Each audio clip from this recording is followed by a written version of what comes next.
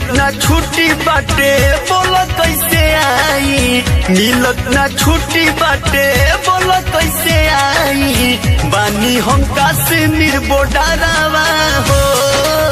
मिलत ना छुट्टी बाटे बोला कैसे आई, बानी हम कश्मीर बॉर्डरवा हो।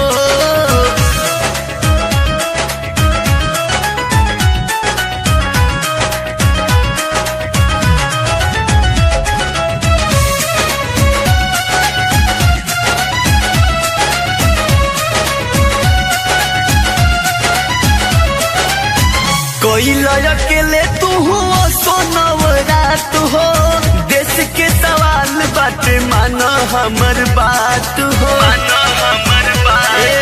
धनी हाँ हाँ कोई अकेले तू हो सोनवरात हो, देश के सवाल बाटे मानो हमर बात हो। करी कवनो उपाय कैसे करी हम पूजाई, संग के बोले बोला जाए करवा हो। मिलत ना छुट्टी बाटे बोला कैसे आई, मिलत ना छुट्टी बाटे बोला कैसे आई, बानी हम कश्मीर बॉर्डरवा हो। मिलत ना छुट्टी बाटे बोला कैसे आई, बानी हम कश्मीर बॉर्डरवा हो।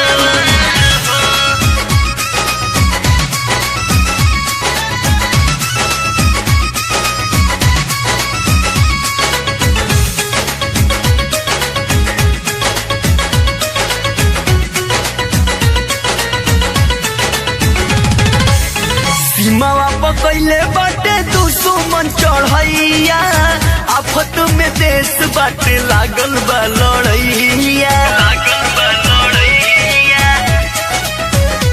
ए हो सीमावा पकैले बाटे दुश्मन चढ़ैया, आफत में देश बाटे लागल बा लड़ैया। गीत बिस्तरमा से लिखवाई बे, पचरा रवि से गवाई बे, झूला लाई बे हमनी मिया के तरवा हो। मिलत ना छुट्टी बाटे घरे कैसे आई, मिलत ना छुट्टी बाटे बोलो कैसे आई, बानी हम कश्मीर बॉर्डरवा हो। मिलत ना छुट्टी बाटे बोलो कैसे आई, बानी हम कश्मीर बॉर्डरवा हो।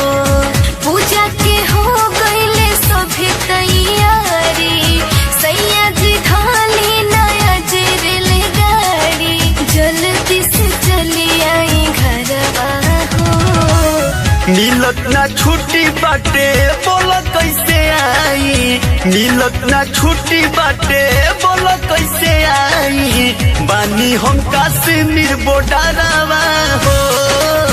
मिलत ना छुट्टी बाटे बोला कैसे आई, बानी हम कश्मीर बॉर्डरवा